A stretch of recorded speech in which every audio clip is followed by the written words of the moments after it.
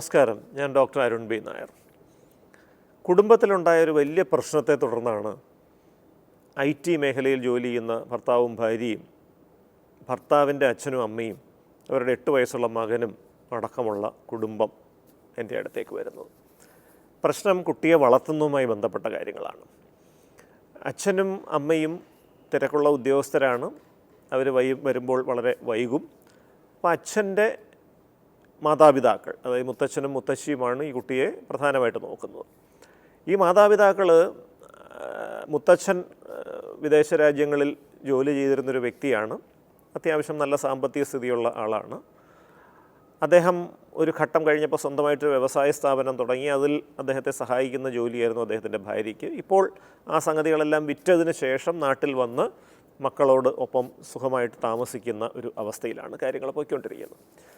അപ്പോൾ നമ്മുടെ 8 വയസ്സുകാരനായ കുട്ടിയുടെ അച്ഛൻ പറയുന്നത്, തൻ്റെ അച്ഛൻ, അതായത് മുത്തച്ഛൻ, അദ്ദേഹം വളരെ ശാഠ്യം ഉള്ള ഒരു വ്യക്തിയായിരുന്നു, നിർബന്ധ ബുദ്ധിയുള്ള ഒരു വ്യക്തിയായിരുന്നു. ഞങ്ങൾ അങ്ങോട്ട് തിരിയാനും ഇങ്ങോട്ട് തിരിയാനും സമ്മതിക്കില്ല, ഞങ്ങൾ പറയുന്ന കാര്യങ്ങളൊന്നും വാങ്ങിത്തരില്ല, ഭയങ്കരമായി നിയന്ത്രിച്ച് നമുക്കൊരു സ്വാതന്ത്ര്യം തരാതെയാണ് ഞങ്ങളെ വളർത്തിയത്.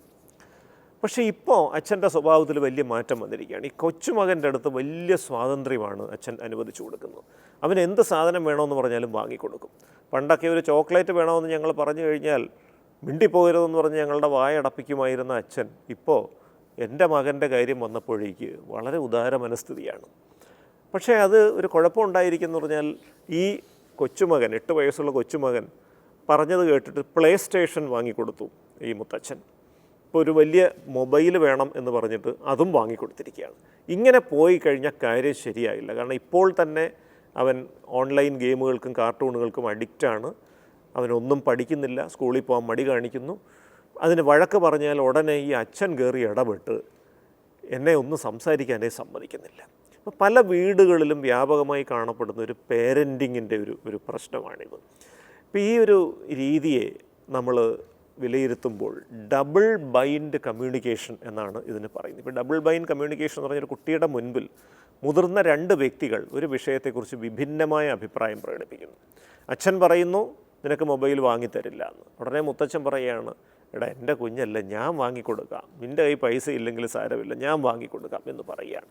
അപ്പോൾ ഇങ്ങനെ വരുമ്പോൾ ഈ കുട്ടിയുടെ മനസ്സിലൊരു ധാരണ വരികയാണ്, ഈ അച്ഛൻ പറയുന്നൊന്നും കേൾക്കണമെന്നില്ല, അച്ഛൻ പറയുന്നത് ഞാൻ കേട്ടില്ലെങ്കിലും എൻ്റെ കാര്യങ്ങളൊക്കെ നടത്തും, മുത്തച്ഛനെ ഒന്ന് സോപ്പിട്ട് വെച്ചാൽ മതി, ഞാൻ പറയുന്ന സകല കാര്യങ്ങളും മുത്തച്ഛനങ്ങ് സാധിച്ചു തരും.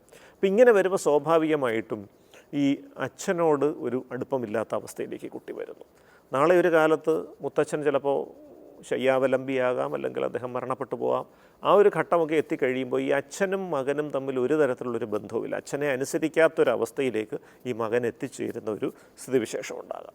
ഈ ഡബിൾ ബൈൻഡ് കമ്മ്യൂണിക്കേഷൻ പല രൂപത്തിൽ കുടുംബങ്ങളിൽ കാണാം. ഇപ്പോൾ ഭർത്താവും ഭാര്യയും തമ്മിൽ തന്നെ ഡബിൾ ബൈൻഡ് കമ്മ്യൂണിക്കേഷൻ ഉണ്ടാവാം.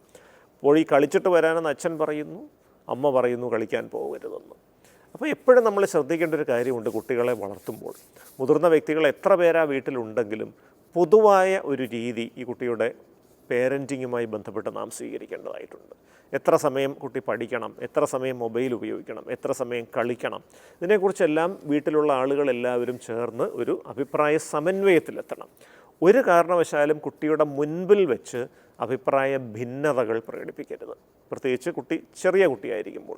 കൗമാരത്തിലേക്കൊക്കെ എത്തുമ്പോൾ സ്വാഭാവികമായിട്ട് അഭിപ്രായ ഭിന്നതകളൊക്കെ പ്രകടിപ്പിക്കേണ്ടി വന്നേക്കാം. പക്ഷേ ചെറിയ പ്രായത്തിലുള്ള കുട്ടികളുടെ മുൻപിൽ വെച്ച് ഒരിക്കലും അഭിപ്രായ ഭിന്നതകൾ പ്രകടിപ്പിക്കാതിരിക്കുന്നതാണ് നല്ലത്. അഭിപ്രായ ഭിന്നത ഉണ്ടെങ്കിൽ പോലും സ്വകാര്യമായി നിങ്ങൾ പോയി ചർച്ച ചെയ്തൊരു അഭിപ്രായ സമന്വയത്തിലെത്തി കുട്ടിയുടെ മുൻപിൽ എല്ലാവരും ഒരേപോലെ നിൽക്കുന്നതാണ് നല്ലത്. അതാണ് കുട്ടിയെ അച്ചടക്കത്തിലോട്ട് നയിക്കുന്നതിന് ഏറ്റവും നല്ല മാർഗം. മറിച്ച് ഈ പറഞ്ഞ ഡബിൾ ബൈൻഡ് കമ്മ്യൂണിക്കേഷൻ ആണെങ്കിൽ അച്ഛനൊന്ന് പറയുന്നു, മുത്തച്ഛൻ അതിന് വിപരീതമായിട്ട് പറയുന്നു. ഒടുവിൽ കുട്ടിക്ക് മനസ്സിലാവും, ഇവിടെ ആർക്കും എൻ്റെ കാര്യത്തിൽ കൃത്യമായിട്ടൊരു നിലപാടൊന്നുമില്ല, ഞാൻ ആര് പറയുന്നതും കേൾക്കേണ്ട കാര്യമില്ല, എൻ്റെ ആവശ്യത്തിനനുസരിച്ച് ആരോട് വേണമെങ്കിലും സമീപിച്ച് എൻ്റെ കാര്യം നേടിയെടുക്കാം, എൻ്റെ കാര്യങ്ങൾ സാധിച്ചു തരുന്ന ആൾ പറയുന്നതൊക്കെ കേട്ടാൽ മതി എന്നുള്ളൊരു രീതിയിലേക്ക് പോകും. ഇത് ഭാവിയിൽ ആ കുട്ടിയുടെ പെരുമാറ്റത്തിലും വളർച്ചയിലും വലിയ പ്രശ്നങ്ങളുണ്ടാക്കും. കാരണം ജീവിതത്തിൽ ആഗ്രഹിക്കുന്ന എല്ലാ കാര്യങ്ങളും ഉടനടി കിട്ടണമെന്നില്ല. അത് കുട്ടിയെ ബോധ്യപ്പെടുത്തി തന്നെ വേണം നമ്മൾ വളർത്താൻ.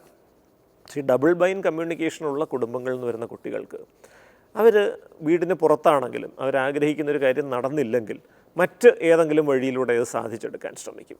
അങ്ങനെയുള്ള ശ്രമങ്ങൾ ചിലപ്പോൾ അനാരോഗ്യകരമായ മാർഗങ്ങളിൽ അവരെ കൊണ്ടുചെന്ന് എത്തിക്കാം, അനാരോഗ്യകരമായ സ്വാധീനങ്ങൾക്ക് വിധേയരാകുന്ന അവസ്ഥയിലേക്ക് അവരെ കൊണ്ടെത്തിക്കാം.